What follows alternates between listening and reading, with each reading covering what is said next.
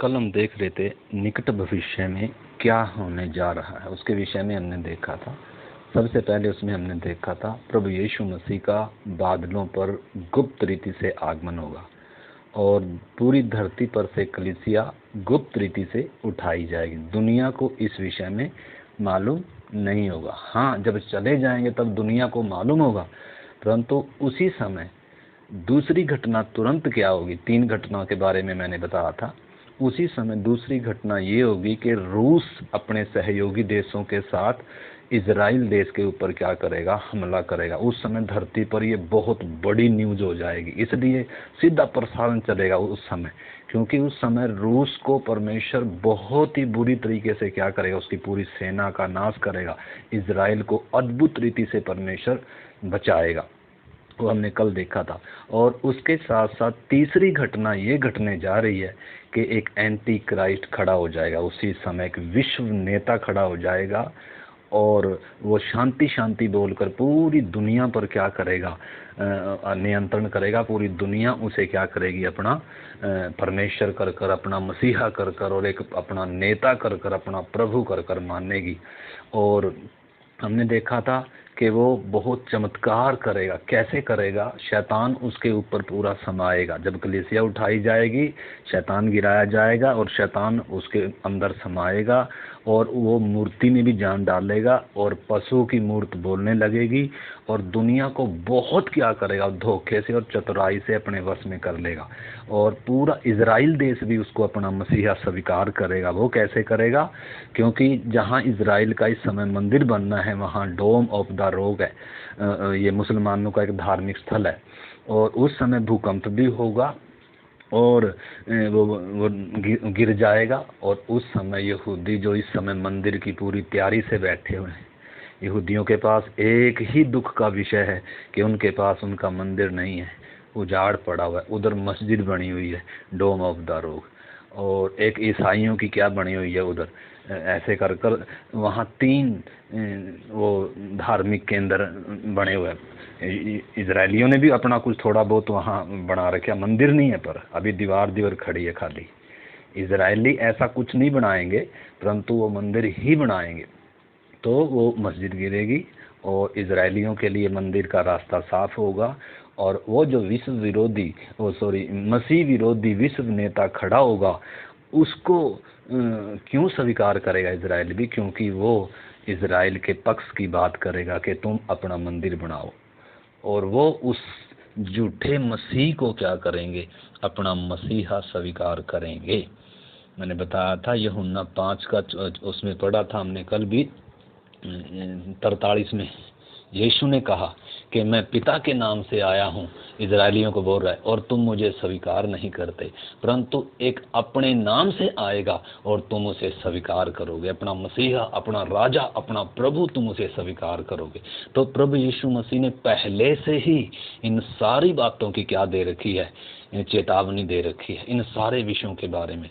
तो मत्ती जब 24 अध्याय हम पढ़ते हैं, उसमें प्रभु यीशु ने अंतिम दिनों में क्या क्या होगा, राजनीतिक तौर पर कैसे घटनाएं घटेंगी और आर्थिक तौर पर दुनिया का क्या हाल होगा, और महामारियां या अकाल या भूकंप या सुनामी जैसी ऐसी समस्याएं, महामारियां, ये ऐसे ऐसे सारी घटनाएं प्रभु ने पहले से ही लिख कर दी है और पहले से ही बताया है।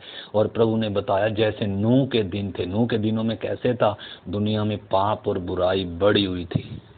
लोग स्त्री से, पुरुष से क्या कर रहे थे, शादी कर रहे थे। और आज ऐसा ही समय है, आज पाप को फैशन कर कर दुनिया समझती है। पाप को पाप नहीं समझते आज लोग। आज स्वभाव के विपरीत जाकर जो परमेश्वर ने इंसान के लिए दायरे ठहराए, उन दायरों से हटकर इंसान क्या कर रहा है, आज पाप और बुराई बढ़ती जा रही है, अधर्म बढ़ता जा रहा है और आपस में मेल मिलाप खत्म होता जा रहा है। तो ऐसी ऐसी घटनाएं, ये सब प्रभु यीशु मसीह की आमद की निशानी है। प्रभु ने कहा जब ऐसी घटनाएं होते देखो तो समझ लेना मैं द्वार पर हूँ। तो यहूदियों को भी यीशु ने मत्ती में बताया, जब 7 साल महाक्लेश के बाद यीशु बादलों पर देखते देखते आएगा, उस उस समय की घटना भी बताई। यीशु ने अपनी आमद, गुप्त आमद के बारे में कलीसिया को बता रहा है यीशु मसीह, और प्रगट आमद के लिए प्रभु यीशु मसीह यहूदियों को बता रहा है। तो 24 अध्याय में बहुत भेद है, इसमें बहुत सारे इन बातों को आगे पीछे कर कर समतेस करके बहुत सारे कंफ्यूज भी हैं। तो यीशु मसीह सबसे पहले कलीसिया के लिए गुप्त रीति से आएगा, दुनिया उसे नहीं देखेगी, और उसके बाद प्रभु यीशु यहूदियों के लिए आएगा कलीसिया के साथ 1000 साल का धरती पर राज्य करने के लिए। वो सबके देखते देखते आएगा। तो उस समय क्या होगा यहूदी समाज के लिए, कैसी कैसी घटनाएं घट रही होंगी धरती पर 7 साल में, 7 साल के पीरियड के अंदर क्या क्या होगा, और 7 साल से पहले क्या क्या होगा, कलीसिया के बारे में बता रहा है और यहूदियों के बारे में। तो उनको हम प्रार्थनाओं के साथ जब हम समझेंगे तभी वो बातें हमारे समझ में आएंगी। तो सबसे पहले हमने देखा 3 घटनाएं जो घटने जा रही हैं, और उसके साथ साथ हमने देखा कि वो जो एंटी क्राइस्ट खड़ा होगा, मसीह विरोधी खड़ा होगा, जो राजा, जो पूरा धरती का नियंत्रण अपने हाथ में लेगा, सारी दुनिया उसे अपना मसीहा स्वीकार करेगी। वो सब देवताओं से अपने आप को बड़ा ठहराएगा, सब ईश्वरों से अपने आप को बड़ा ठहराएगा। तो इसलिए उसकी छाप जो 666 का अंक है, या जो चिप सिस्टम है जो अभी आ गया, चिप के अंदर आपका पूरा बायोडाटा होगा, आपका राशन कार्ड, आपका आधार कार्ड, आपका एटीएम कार्ड, आपका लाइसेंस, आपका जो भी बायोडाटा होगा, एक चिप के दाने, एक चावल के दाने के बराबर या तो आपके माथे पर इम्प्लांट किया जाएगा और या आपके हाथ में लगाया जाए, दाहिने हाथ पर। तो पहले से ही उसके विषय में पवित्र शास्त्र में परमेश्वर ने लिख कर दिया है, और लिखा है जिसमें बुद्धि हो वो क्या कर ले, इस अंक को जोड़ ले, और ये अंक मनुष्य का अंक है। तो ये हर एक मनुष्य का व्यक्तिगत नंबर होगा, और ये चिप के तौर पर, चावल के दाने के तौर पर माथे पर लगाया जाएगा, और इसी में क्या होगी, मसीह विरोधी की छाप है वास्तव में ये। और जिसके पास ये छाप नहीं होगी वो लेन देन कर ही नहीं सकेगा। और लिखा है हर एक धनी, कंगाल, दास, स्वतंत्र और सबके ऊपर ये छाप दी जाएगी। तो ये घटनाएं घटने जा रही हैं अति शीघ्र, और ये इनकी तैयारियां हो चुकी हैं, बहुत सारे देशों में ये लगना आरंभ हो चुकी हैं। तो इसलिए वो बातें हम देख रहे थे। तो मत्ती 24 अध्याय आप प्रार्थनाओं के साथ पढ़ सकते हैं। यीशु मसीह ने कलीसिया के लिए क्या कहा कि मैं चोर की मानिंद आऊँगा, और जागते रहना, तैयार रहना। 2 जन खेत में होंगे, एक ले लिया जाएगा, दूसरा छोड़ दिया जाए। 2 जन बिस्तर पर होंगे, एक ले लिया जाएगा, दूसरा छोड़ दिया जाएगा। पहली सदी के संतों ने भी परमेश्वर के इस गुप्त आगमन के लिए, यीशु के गुप्त आगमन के लिए और कलीसिया के स्वर्ग पर उठाए जाने के लिए ही शिक्षा देते थे, विश्वासियों को सिद्ध करते थे, उनको आत्मिक बनाते थे, उनको पृथ्वी की वस्तुओं से उनका मन हटाकर और उनको स्वर्गीय बातों पर मन लगाते थे, शरीर की बातों से मन हटाकर और उनका आत्मिक बातों पर मन लगाते थे, और धरती पर परदेशी और यात्री बनने को उनको उपदेश देते थे। परंतु आज शैतान कामयाब हो गया, कलीसियाओं का, सेवकों का ध्यान पृथ्वी की वस्तुओं पर लगा दिया, भौतिक वस्तुओं पर लगा दिया। चंगाई, आशीष और ऐसे ऐसे आश्चर्य कर्म होते हैं आज। तो आज वो ही मसीह विरोधी की आत्मा, वो अधर्म का भेद हमने पढ़ा थिस्सलुनीकियों में, आज भी काम करता है, परंतु वो प्रगट रूप से नहीं है। प्रगट रूप में मसीह विरोधी में प्रगट होगा वो, परंतु अभी वो गुप्त रीति से काम कर रहा है। परमेश्वर ने भटका देने वाली आत्माओं को भेज दिया, क्योंकि लोग सत्य की प्रतीति नहीं करते। आज के विश्वासी भी, आज के सेवक भी पूरे उपदेश को मानने के लिए तैयार नहीं है, प्रभु के लिए कीमत देने के लिए तैयार नहीं है। वो भी संसार की रीति पर, संसार की तरह भौतिक आशीषों के जब पीछे चलेंगे तो उनके अंदर भटका देने वाली आत्मा आज कार्यरत है, मसीह विरोधी की आत्मा जो आश्चर्य कर्म करता है। दूसरा यीशु, दूसरा सुसमाचार और दूसरी आत्मा के रूप में आज शैतान क्या कर रहा है, काम कर रहा है। आज यीशु के नाम में भी शैतान काम कर रहा है। तो इसलिए अन्य जातियों में तो वो अन्य ईश्वरों के नाम से, देवी देवताओं के नाम से काम कर रहा है, भूत प्रेतों के द्वारा भी शैतान अपने काम को कर रहा है, परंतु आज कलीसियाओं में वो यीशु के नाम से भी काम कर रहा है। और कलीसियाएं क्या हो रही, आज संसारिक हो रही, भौतिक हो रही, पृथ्वी की बातों में ध्यान है। तो ये बहुत ही क्या है, खतरा। यीशु ने कहा 2 जन खेत में, जो तैयार होगा वो ही सिर्फ उठाया जाएगा। तो एंटी क्राइस्ट की छाप होगी। वो सारी बातें हमने देखी हैं। और भी मत्ती 24 अध्याय में मैं एक थोड़ा सा वचन में पढ़ना चाहता हूँ। मत्ती 24 का 1 से हम पढ़ते हैं। आपको मालूम है मत्ती 32 में भी यीशु ने कहा था, 24 का 32 पहले मैं पढ़ता हूँ। अंजीर के पेड़ से यह दृष्टांत सीखो, जब उसकी डाली कोमल हो जाती है और पत्ते निकलने लगते हैं तो तुम जान लेते हो कि ग्रीष्म काल निकट है। इसी रीति से जब तुम इन सब बातों को देखो, कौन सी बातों को? उदाहरण दे रहा है अंजीर के पेड़ से, कि अंजीर के पेड़ में से दृष्टांत सीखो। अंजीर के पेड़ में से क्या सिखाना चाह रहा है प्रभु? कह रहा है जब उसकी लिखा है, जब उसकी डाली कोमल हो जाती है और पत्ते निकलने लगते हैं, यानी कि जब उसमें डाली कोंपलें आती हैं तो तुम समझते हो कि ग्रीष्म काल आ गई है, मौसम चेंज हो गया। उसी रीति से लिखा है जब तुम इन सब बातों, कौन सी बातें ऊपर प्रभु ने बताई हैं जो, तो ये अंजीर का पेड़ कौन भी है? इज़राइल भी है। आपको मालूम है प्रभु यीशु मसीह के जाने के बाद 70 एडी में पूरा इज़राइल देश उजाड़ दिया गया और दूसरे राजाओं सम्राटों ने इसको पूरा नाश कर दिया। इज़राइली लोग तितर बितर हो गए और ये 1900 सालों तक क्या रहा? उजाड़ पड़ा रहा ये। और 1948 में जाकर इसमें कोंपले आई, इसमें पत्ते निकले, इज़राइल देश कर स्थापित हुआ। यानी कि जब इज़राइल देश की स्थापना हुई और नक्शे पर फिर से इज़राइल देश आया दुनिया के, इज़राइल में जाकर यहूदी लोग जब बस गए, उस समय से प्रभु यीशु बता रहा है कि जब कोंपले निकलने लगे तो समझ लो मेरा आना निकट है। तो उस समय से प्रभु की आमद की क्या चल रही हैं? तैयारियां चल रही हैं। यहूदियों को इस समय पूरा क्या हो गया, यहूदी लोग इज़राइल में जाकर बस गए। पिछले दिनों बस्तियां बसाई गई। अभी भी आज की भी खबर है कि नेतन्याहू ने जो पहली फ़लस्तीन के साथ उनका जो झगड़ा चल रहा है गाजा पट्टी वगैरह में, अभी जिसके ऊपर फ़लस्तीन अपना हक बोल कर चल रहा था, अभी इज़राइल ने उसके ऊपर भी क्या कर लिया, अपना दावा बोल दिया। और पिछले दिनों ट्रंप ने यरूशलेम को उनकी राजधानी कर घोषित कर दी। तो वो पूरी सारी घटनाएं प्रभु यीशु की आमद से जुड़ी हुई बातें हैं।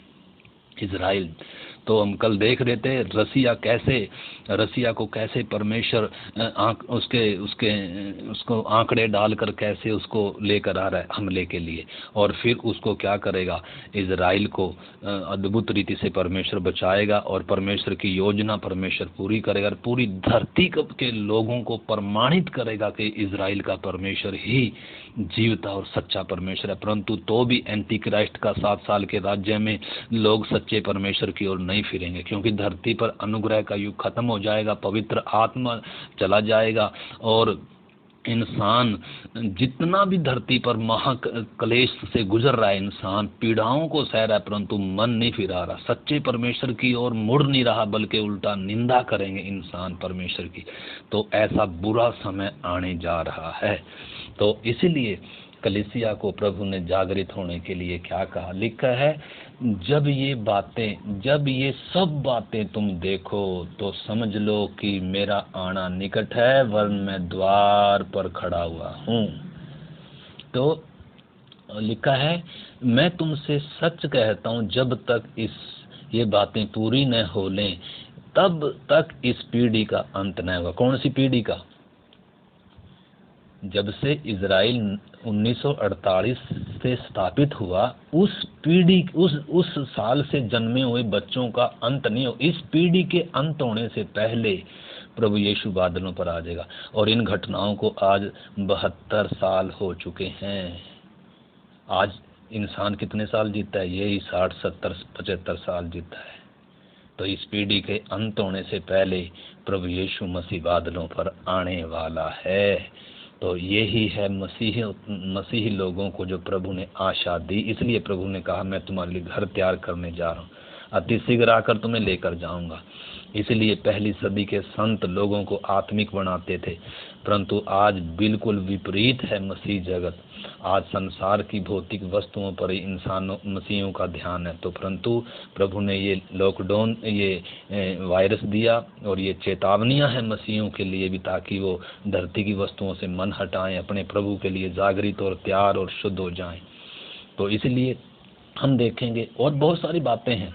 तो मत्ती 24 का 1 से जरा मैं पढ़ना चाहता हूँ, उसमें वचन क्या कहता है। हम जल्दी चलेंगे, नए लोगों के लिए मैं पढ़ रहा हूँ। लिखा है, जब वह जैतून पहाड़ पर बैठा था तो चेलों ने एकांत में उसके पास आकर कहा, हमें बता प्रभु, ये बातें कब होंगी, तेरे आने का ये बातें कब होगी। कौन कौन सी बातें?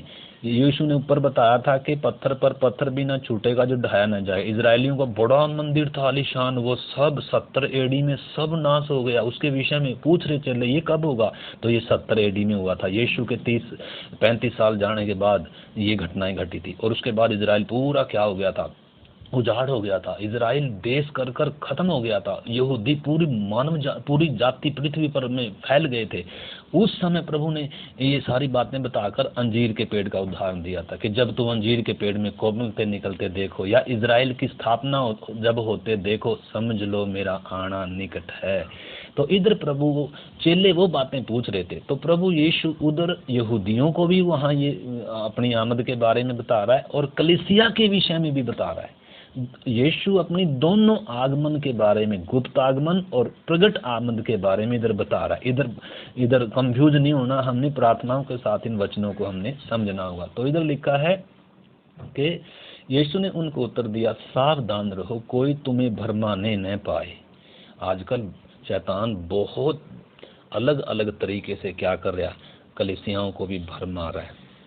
अलग अलग उपदेश आ गए, अलग अलग शिक्षाएं आ गई। लिखा है अंत के दिनों में प्रेरितों, उसमें तीमुथियुस में लिखा है लोग दुष्ट आत्माओं की और भरमाने वाली आत्माओं की शिक्षाओं पर मन लगाकर विश्वास से बहक जाएंगे। यीशु ने सावधान रहने के लिए बोला है। लिखा है कि तुम भरमाए ना जाओ। आज कलीसियाएं भरमाई गई। शैतान यीशु के नाम पर शैतान आज काम कर रहा है और कलीसिया और विश्वासी आज भरमाए जाए। वो सोचते हैं यीशु का काम है, यीशु का काम नहीं है। भौतिक वस्तुएं चमत्कार दिखाकर प्रभु किसी को भी आश्चर्य कर्म दिखाकर वो विश्वास में उद्धार में लाना नहीं चाहता है। वो परमेश्वर का काम नहीं है, वो शैतान लोगों को धोखा दे रहा है। तो इधर प्रभु ने पहले ही कहा था कि सावधान रहो, कोई तुम्हें भरमाने ना पाए, क्योंकि बहुत से ऐसे होंगे जो मेरे नाम से आकर कहेंगे मैं मसीह हूँ, और बहुतों को भरमाएंगे। तुम लड़ाइयों की चर्चा सुनोगे, जैसे आजकल टीवी पर लड़ाइयों की चर्चा सुनते हैं। वो देश इस देश पर, ये देश उस देश के साथ, ऐसे ही उसने उधर हमला कर दिया, इसने इधर हमला कर दिया। तो तुम घबरा न जाना, क्योंकि इनका होना अवश्य है, परंतु उस समय अंत नहीं होगा। अभी अंत नहीं होने जा रहा है, क्योंकि जाति पर जाति, राज्य पर राज्य चढ़ाई करेगा और जगह जगह अकाल पड़ेंगे और भूकंप होंगे। ये सब बातें पीड़ाओं का आरंभ होगी तब। तो इधर हमने देखना कि प्रभु ने और क्या क्या बातें बताई। लिखा है ना, जब ये सब बातें होते देखो तो समझ लेना मेरा आना क्या है, निकट है। तो इधर देखा हमने अगली जो घटनाएं घटने जा रही हैं, या जो इस समय धरती पर घट रही हैं, 3 घटनाएं जो मुख्य हैं, जो भी घटी नहीं है, घटने जा रही हैं। ये घटना घटने जा रही हैं, उनकी बातें जो बातें प्रभु ने बताई, जब ये बातें होंगी तब ये चीजें घटेंगी। तो कौन सी बातें हैं? लिखा है जगह जगह क्या पड़ेंगे, अकाल पड़ेंगे और भूकंप होंगे। तो जगह जगह अकाल का मतलब आपको मालूम है, इन दिनों में इतने भूकंप हो रहे धरती पर, हर रोज भूकंप हो रहे। हमारे जो हिंदुस्तान की मीडिया है वो तो सिर्फ क्या ही करते हैं, वो तो हमारे मोदी जी ने क्या किया, या कांग्रेस ने क्या किया, या आम आदमी पार्टी ने क्या किया, उसका एमएलए ले गए, उसका एमपी ले गए, बस यही चलता है सारा दिन मीडिया पर, और कुछ नहीं है। मीडिया बिकाऊ है।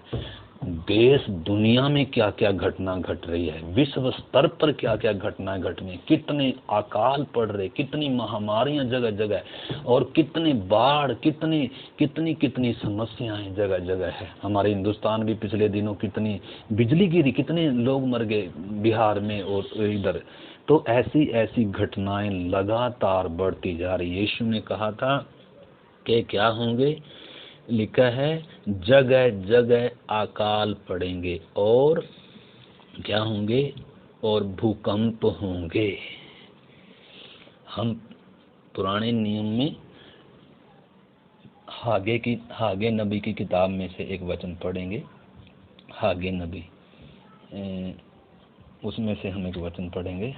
हग्गाई की किताब में से एक वचन हम पढ़ेंगे।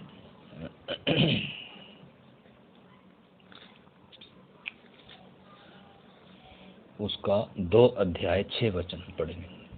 लिखा है, क्योंकि सेनाओं का यहोवा यूं कहता है, अब थोड़ी ही देर बाकी है कि मैं आकाश और पृथ्वी और समुद्र और स्थल को सबको कंपित करूंगा। मैं सारी जातियों को कंपाऊंगा। देखो, परमेश्वर ने हगाई नबी के द्वारा हजारों साल पहले इन अंतिम दिनों के विषय में भविष्यवाणी करी थी। और क्या कह रहा था प्रभु? कह रहा है, क्योंकि सेनाओं के यहोवा परमेश्वर यूं कहता है। एक नबी पवित्र आत्मा से प्रेरणा पाकर क्या कर रहा है? उस समय भविष्यवाणी कर रहा है कि परमेश्वर यूं कहता है। क्या कहता है? कह रहा है, अब थोड़ी देर बाकी है कि मैं आकाश को, पृथ्वी को, समुद्र को और स्थल को सबको कंपित करूंगा और सारी जातियों को कंपाऊंगा। इस समय वो घटनाएं घट रही हैं। और लिखा है, सारी जातियों की मन भावनी वस्तुएं आएंगी। ये कलीसिया के विषय में लिखा है। तो इधर लिखा है कि मैं आकाश को भी और पृथ्वी को, समुद्र को कंपाऊंगा। अभी सुनामी, अब पिछले दिनों कई साल हो गए, जापान में कितनी बड़ी सुनामी आई, और उसके बाद कितनी बड़ी बड़ी क्या आई हैं सुनामियाँ, और बाढ़ आ रही जगह जगह।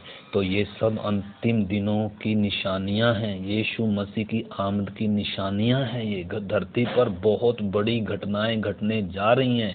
ये सब चीजें संकेत दे रही हैं।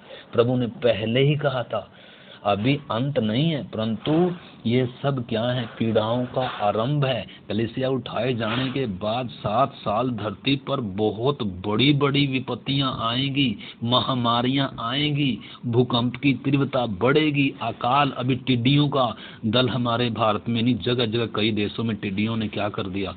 फसल चट कर दी। और आने वाले दिनों में कितनी क्या वो आएगा, अकाल आएगा। लोगों के बिजनेस, लोगों के व्यापार, लोगों की नौकरियां क्या होगी? खत्म होगी। लोग भूखे मरने की नौबत आ गई, अकाल पड़ने, जगह जगह बाढ़ें आ रही है और जगह जगह सूखा है, जंगल सड़ गए, हरियाली धरती पर से खत्म हो गई, ग्लेशियर क्या हो गए? पिघल गए। तो इस समय देश दुनिया में, धरती में बहुत बड़ी एक उन चीजों से हम गुजर रहे हैं। प्रभु ने इन चीजों के बारे में पहले से बताया। शैतान बड़ी चालाकी से हमारे ध्यान को ऐसी ऐसी चीजों पर लगा दिया। इंटरनेट है सबके हाथ में मोबाइल है, सारा दिन इन मनुष्य किसमें लगे हैं। अभी टिकटॉक में कितने लोग थे। आज की युवा पीढ़ी मोबाइल में व्यस्त है, अपने इन चीजों में व्यस्त है, उनको मालूम नहीं देश दुनिया में। इसलिए यीशु ने कहा, जैसे नूह के दिन थे, लोगों को पता ही तब चलेगा जब क्या होगा, जब ये घटना घट जाएंगी एकदम अचानक। क्या होगा आपको मालूम है? उस समय नूह के समय कैसा समय था, वो हम कभी फिर सीखेंगे। नूह के समय लोग किस में थे? लोग मकान बना रहे हैं, लोग विवाह कर रहे हैं, शादियां, पार्टियां, खाना पीना, इन चीजों में व्यस्त हैं, और एक दूसरे के शरीर के पीछे इन चीजों में दुनिया व्यस्त है। परंतु ये उधर नूह प्रचार कर रहा था, जल प्रलय आने वाला है, न्याय आने वाला है, परमेश्वर का न्याय धरती पर आने वाला है, मन फिरा लो, मन फिरा लो। लेकिन लोगों ने मन नहीं फिराया। परंतु नूह अपना विश्वास उसने त्यागा नहीं है। वो तो परदेसी और यात्री की तरह, या यूं कहें, अब नूह कैसे जिया? नूह उस समय के लोगों के साथ समझौता कर कर नहीं चल रहा था। वो उस समय अलगदाई में, पवित्रताई में, परमेश्वर के वचन के अनुसार जो कुछ उसको बोला था वो अपने विश्वास के साथ जहाज बना रहा था। परंतु आज कितने लोग क्या हो गए, प्रभु ने इधर लिखा है लोगों का अंतिम दिनों में प्रेम ठंडा हो जाएगा, विश्वास से बहक जाएंगे, बहुत सारे मेरे नाम से लोगों को बहकाएंगे, भरमाए जाएंगे। इधर यीशु ने चेतावनी दिया था। नूह अपना काम करता रहा, और लूत के समय के लिए भी प्रभु ने उदाहरण दिया। लूत की पत्नी को स्मरण रखो। लूत की पत्नी निकली तो थी, परंतु सदोम के पीछे मुड़कर उसका देखने का क्या था, मन था, वो नमक का खंभा बन गई। तो ये सारी घटनाएं प्रभु ने हमारी चेतावनी के लिए लिख कर दी हैं। तो इधर हम देखते हैं जगह जगह सुनामी है, अकाल है, आने वाले दिनों में और भी बहुत बुरा समय होने जा रहा है। मेरे प्यारे भाई बहनों, ये सब आखिरी दिनों की निशानियां हैं। ये चिल्ला रही हैं यीशु मसीह अति शीघ्र बादलों पर आने वाला। दुनिया से प्रभु बात कर रहा है ताकि विश्वासी भी तैयार हो जाएं, शुद्ध हो जाएं, जागृत हो जाएं, और दुनिया भी इन बातों को समझे कि परमेश्वर के वचन में पहले से लिख कर दी है। वो भी अपने पापों से मन फिराएं और यीशु पर विश्वास करें। बिना यीशु के कोई उद्धार करता नहीं है। यीशु ही संपूर्ण मानव जाति के पापियों के लिए अपना खून दिया, अपना प्राण दिया। गुरु ज्ञान देते हैं, ज्ञान से मनुष्य बचेगा नहीं। पूजा पाठ करने से, नाम दान देने से इंसान अपने कर्म कांड, अपनी तपस्या भक्ति से बचेगा नहीं। उल्टा दलदल और बुराई और अंधकार में धंसता जा रहा है इंसान। पाप, बुराई, हिंसा दुनिया में बढ़ती जा रही है। तो इसलिए प्रभु नहीं चाहता कोई नाश हो, इसलिए इन घटनाओं के द्वारा भी प्रभु दुनिया से बात कर रहा है, लोगों को मन फिराव का अवसर दे रहा है। तो ये और घटनाएं घटने जा रही हैं या घट रही हैं। तो इसके अलावा और निकट भविष्य में जो घटनाएं हो रही हैं इन्हीं दिनों, प्रकाशित वाक्य 16 अध्याय का एक वचन हम पढ़ेंगे। प्रकाशित वाक्य 16 अध्याय और उसका हम 12 वचन से, 16 का 12 से हम पढ़ेंगे।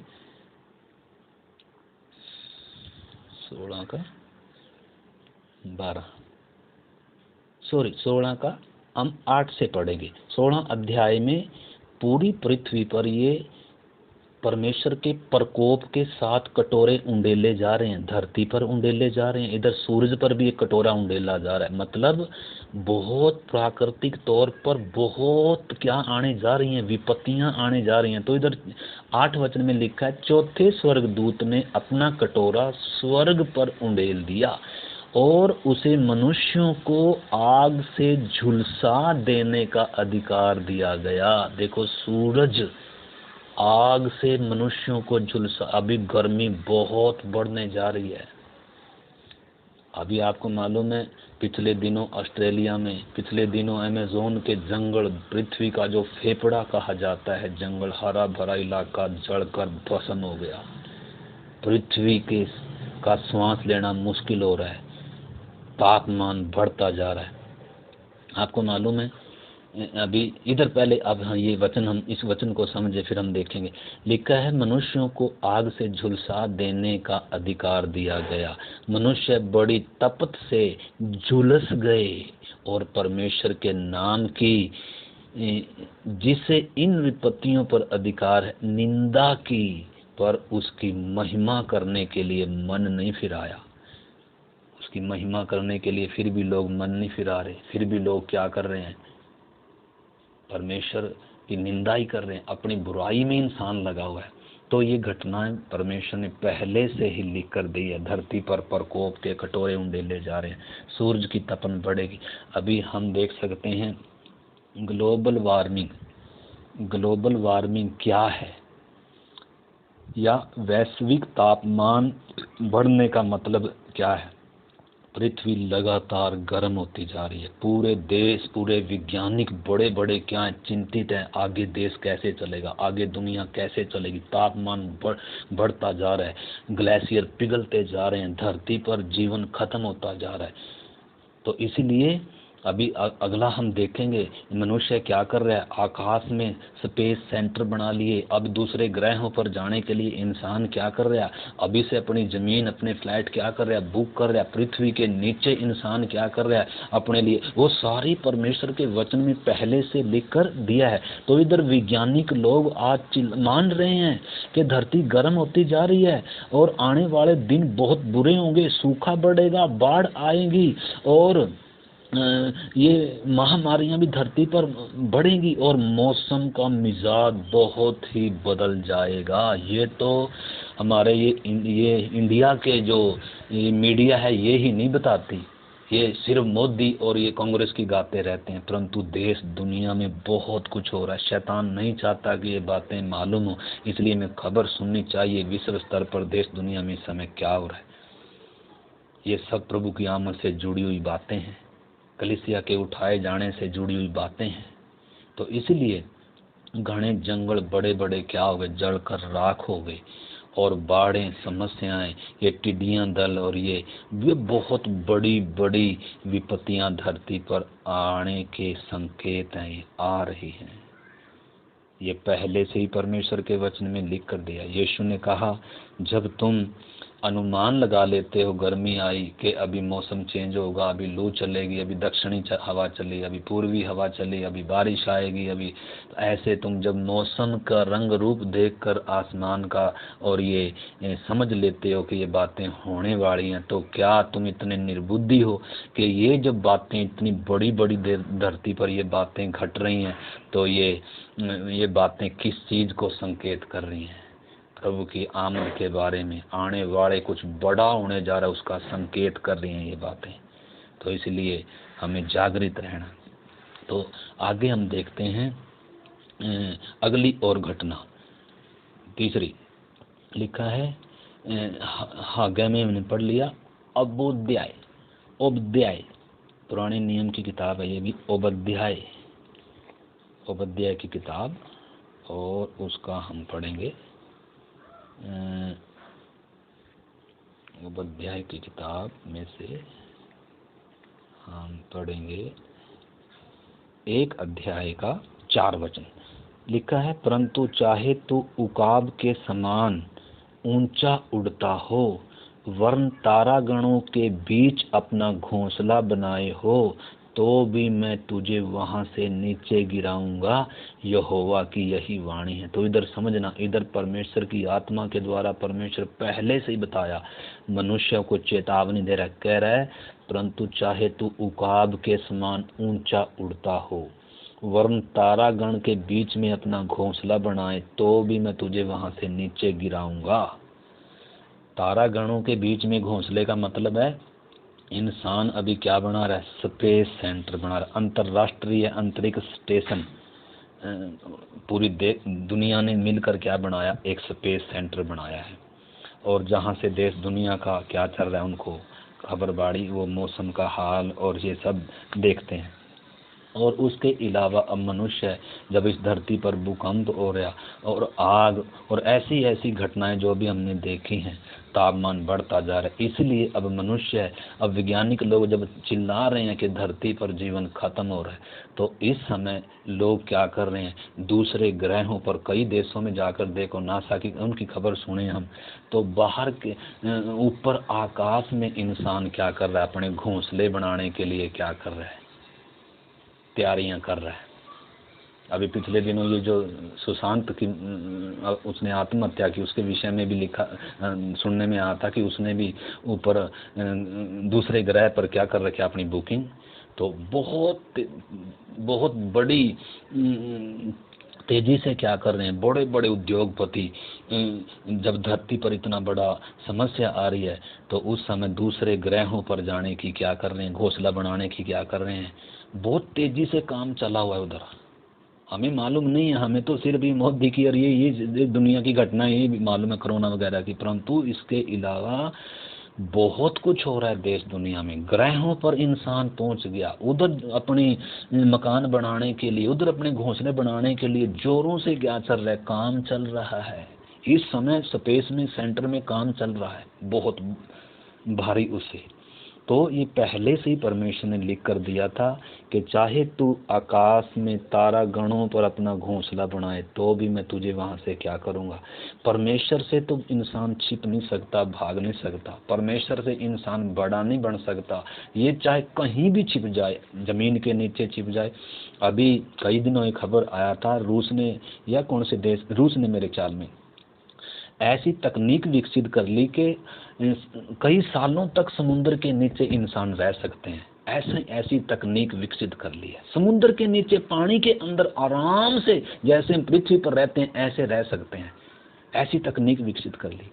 तो इधर लिखा है, प्रभु ने कहा था मैं आकाश को, पृथ्वी को और समुद्र को भी क्या करूंगा, कंपित करूंगा। तो इधर आकाश में अगर घोंसला बनाएगा तो वहां से भी मैं क्या करूंगा, तुझे गिराऊंगा। यिर्मयाह की किताब में से भी हम पढ़ेंगे, यिर्मयाह नबी की किताब और उसका 49 अध्याय में से एक वचन और पढ़ेंगे, 49 का 16। इधर लिखा है, हे चट्टानों की दरारों में बसे हुए, पहाड़ी की चोटी पर किला बनाने वालों, तेरे भयानक रूप और मन के अभिमान ने तुझे धोखा दिया है। चाहे तू उकाब के समान अपना बसेरा ऊंचे स्थान पर बनाए तो भी मैं वहां से तुझे उतार लाऊंगा, यहोवा की यही वाणी है।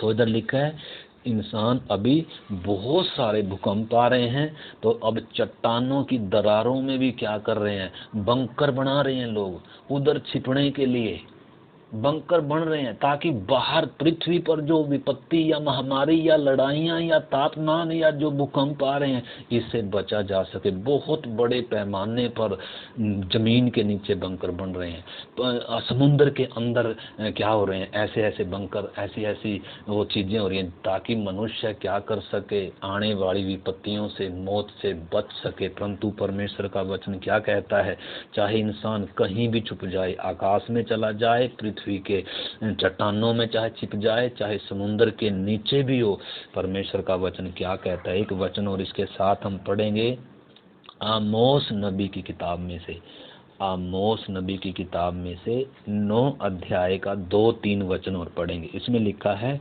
क्योंकि चाहे वे खोद कर अधोलोक में उतर जाएं, देखो लिखा है, क्योंकि चाहे वे खोद कर अधोलोक में उतर जाएं तो वहां से मैं हाथ बढ़ाकर उन्हें लाऊंगा।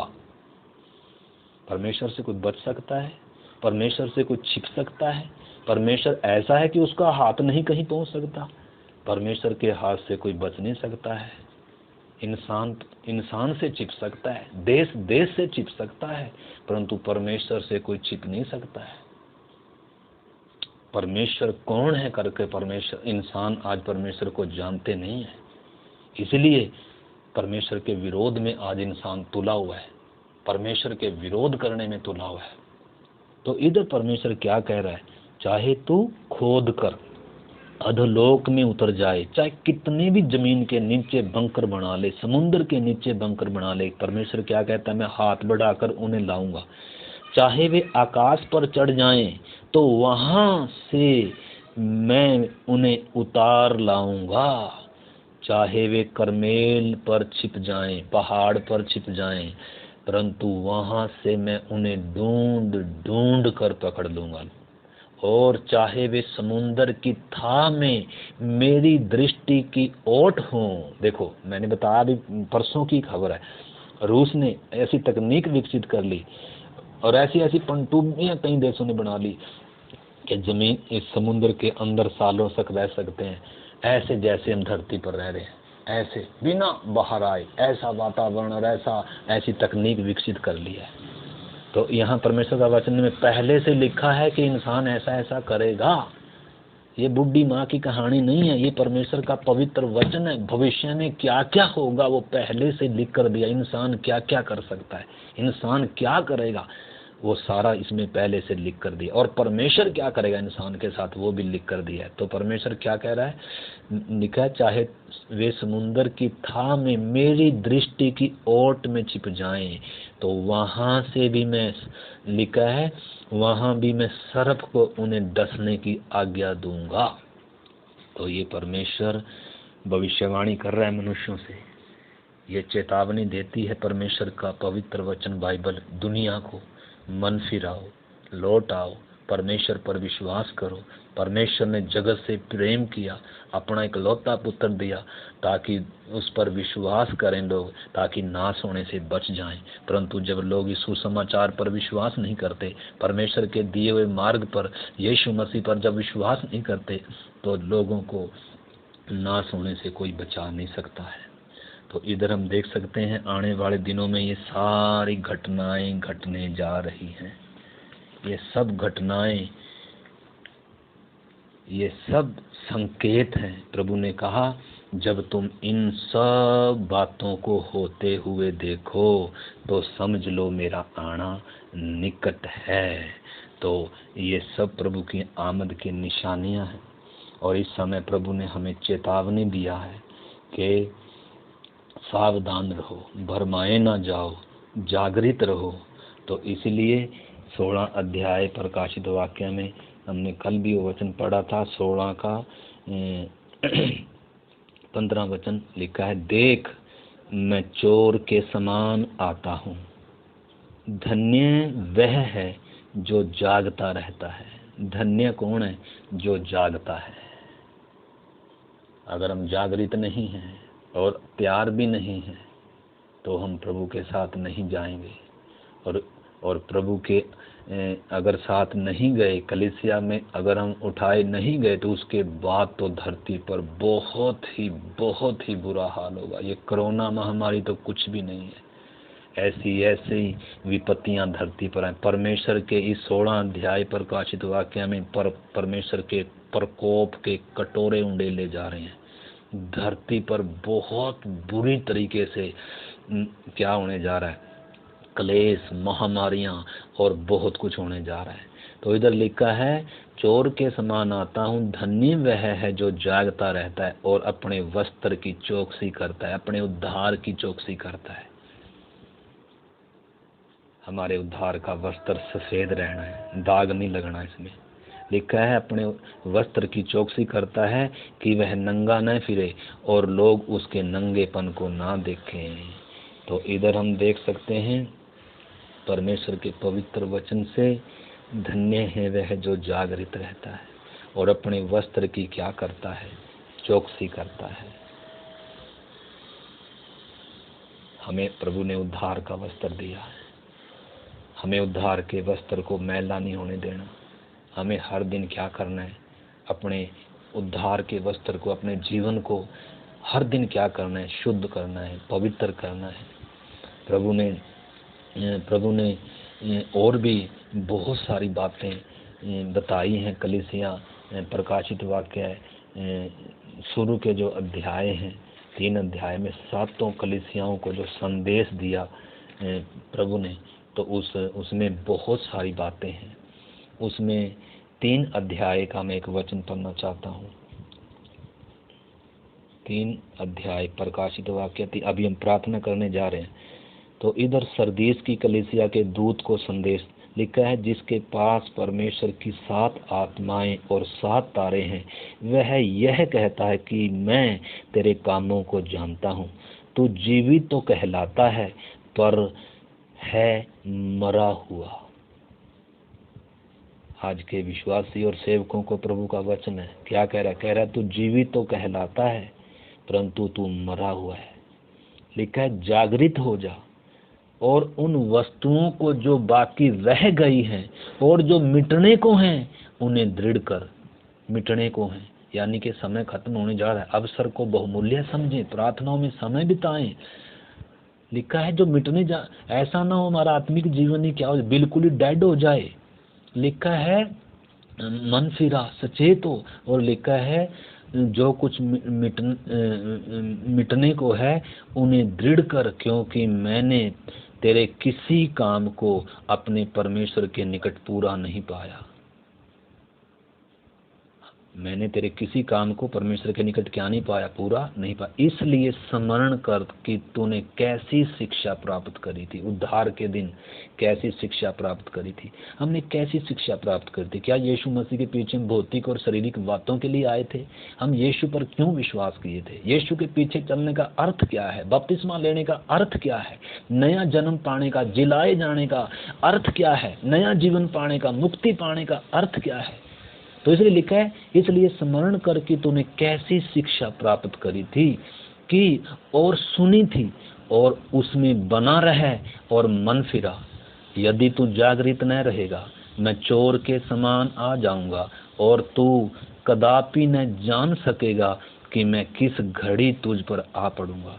पर हाँ, सरदीस में तेरे यहाँ कुछ ऐसे लोग हैं जिन्होंने अपने अपने वस्त्र अशुद्ध नहीं किए, अपने अपने वस्त्र अशुद्ध नहीं किए।